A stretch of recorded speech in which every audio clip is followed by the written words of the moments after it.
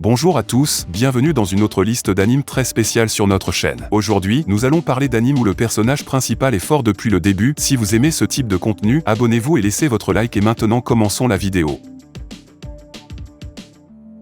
Vivant parmi le reste de l'humanité, il existe un petit nombre de personnes connues sous le nom des attracteurs qui possèdent des pouvoirs étranges. Craignant ces mutations dangereuses, une organisation hautement secrète nommée Custo utilise des cyborgs d'un groupe appelé WT pour exterminer les attracteurs avant qu'ils ne puissent blesser qui que ce soit ou perturber l'ordre social. A l'inverse, à l'intérieur du parc à thème Fantasium Garden, il y a un groupe caché d'attracteurs qui veulent empêcher leur peuple d'être éradiqué par Custo. Dirigé par le toujours optimiste Kon Mitsushi, les attracteurs mènent des combats intenses contre le WT de Custo dans l'espoir de protéger l'existence de leur espèce.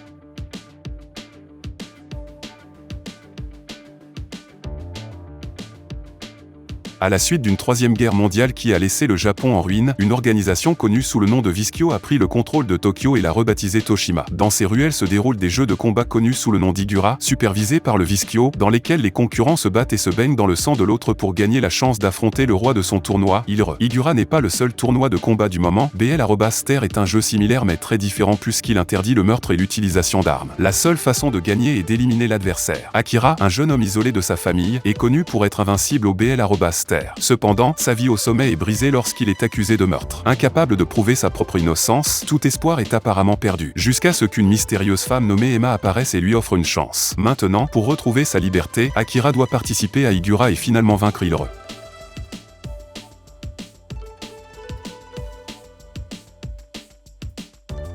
L'Empire d'Alzano abrite l'une des écoles de magie les plus distinguées au monde, l'Académie de magie impériale d'Alzano. Ici, de jeunes étudiants ambitieux suivent une formation pour devenir des magiciens compétents. Sixtine Fibel, une fille noble et sévère, et sa meilleure amie aux yeux brillants Rumia Tingel fréquentent l'académie, déterminés à cultiver leurs compétences magiques. Cependant, leur monde est bouleversé lorsque leur professeur préféré prend soudainement sa retraite et que l'énigmatique Glenn Radar le remplace. Son attitude paresseuse et indifférente envers la vie et la magie le met rapidement en désaccord avec sa classe. De plus, des forces néfastes cachées dans les murs de l'Empire commencent à s'activer, et Sixtine, Rumia et Glenn se retrouvent pris dans leur plan. Rokudonashi Majutsukushi chez Akashic Record suit Sixtine, qui est captivé par un mystérieux Sky Castle flottant, Rumia, hanté par un passé trouble, et Glenn, qui est peut-être plus qu'il n'y paraît. Bien que complètement différents en surface, ils sont inexplicablement liés par un fil du destin.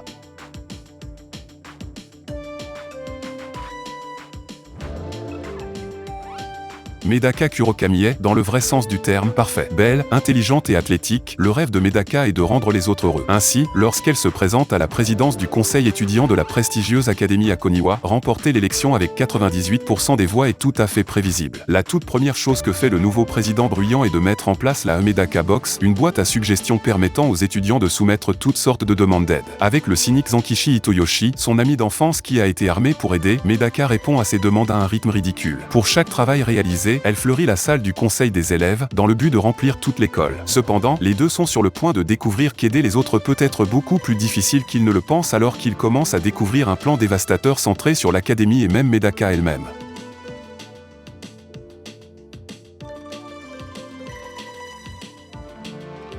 L'histoire de deux jeunes démons qui se relâchent toujours au travail, un lieu qui se trouve être une organisation qui jure de maintenir l'équilibre entre le monde des vivants et celui des morts en tuant les humains.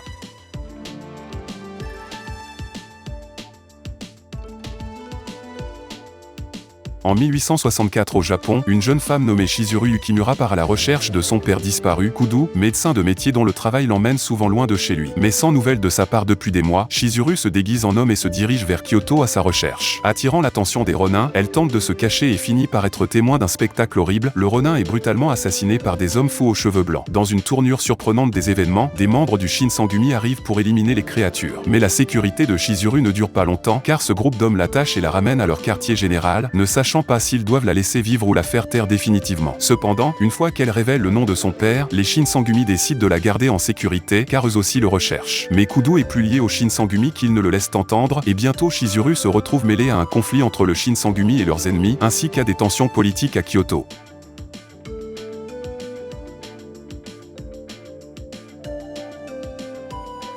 Shun Azanaga est un lycéen de 15 ans doté d'une personnalité optimiste et brillante. Un jour, il trouve un mystérieux cristal dans le bureau de son père, scientifique et homme d'affaires. Lorsque Shun le touche, le monde se déforme et il est envoyé dans le monde d'Andra. Emilio, prince du royaume d'Andra, approche de son 16e anniversaire et méprise le roi régnant, Delzin. Comme Emilio a désormais l'âge où il peut hériter du trône, il prend une arme et tente de se venger. Mais Emilio étant trop faible, il est capturé par Delzin et mis en prison. Quand Emilio est en deuil, le mur de sa cellule se déforme et Shun apparaît de là avec deux objectifs, retourner dans son propre monde et achever la vengeance d'Emilio. Quel avenir attend les deux garçons qui tentent de survivre à Andra, mais qui ont grandi dans deux mondes différents?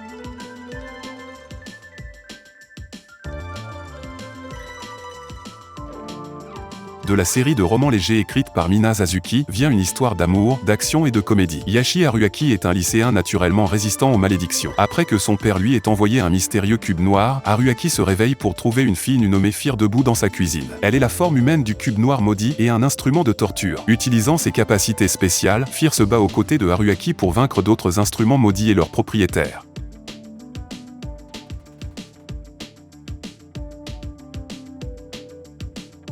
Au bord de l'extinction, l'humanité a réduit ses effectifs et réside désormais uniquement dans la cité-état de Flandor, vivant dans des villes entourées de dômes de verre. Au-delà des dômes existent de vicieux lycanthropes qui prospèrent dans l'obscurité. Parmi les citoyens à l'intérieur, une distinction claire entre la noblesse et les roturiers est en place. Le sang des nobles leur permet d'utiliser le mana, leur conférant des capacités qui dépassent les limites humaines et les aidant grandement à vaincre les lycanthropes. Déjà âgée de 13 ans, la noble Melida Angel n'a pas encore manifesté son mana et fréquente une académie d'élite où elle est maltraitée pour son manque de mana. Afin de l'aider, Kufa Vampire reçoit l'ordre de la famille Angel de devenir le tuteur de Melida. Alors que Kufa semble être un simple mentor, une arrière-pensée se cache derrière son travail, il doit l'assassiner s'il confirme qu'elle ne possède pas de mana. L'enquête de Kufa l'amène finalement à déterminer qu'il doit éliminer Melida. Cependant, Kufa est frappé par sa détermination inébranlable, son esprit et sa confiance en elle-même lorsqu'il la voit dans un combat, choisissant plutôt de lui offrir un moyen de manifester sa magie. Alors que Melida apprend à utiliser le mana avec l'aide des enseignements de Kufa, Kufa abandonne sa mission et met tout en péril pour que sa découverte de Melida reste inconnue de la famille Angel et de sa propre guilde. Cependant, Kufa et Melida se rendront vite compte que cacher leur secret ne sera pas le seul défi auquel ils seront confrontés car des problèmes imprévus les attendent au coin de la rue.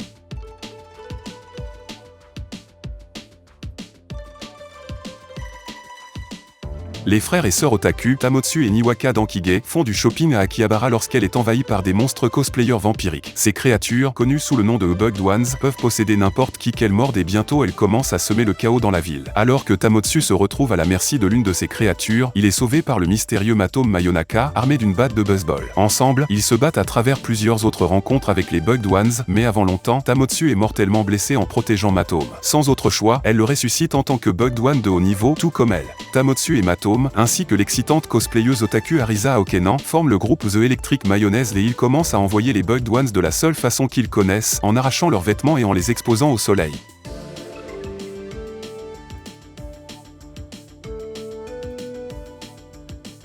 Et c'était notre liste d'animes pour aujourd'hui. Si vous avez aimé la vidéo, n'oubliez pas de laisser votre like et également de vous abonner à notre chaîne pour toujours recevoir le meilleur contenu de vos animes préférés. Pour aujourd'hui, on va rester ici, jusqu'à la prochaine vidéo qui sortira très bientôt.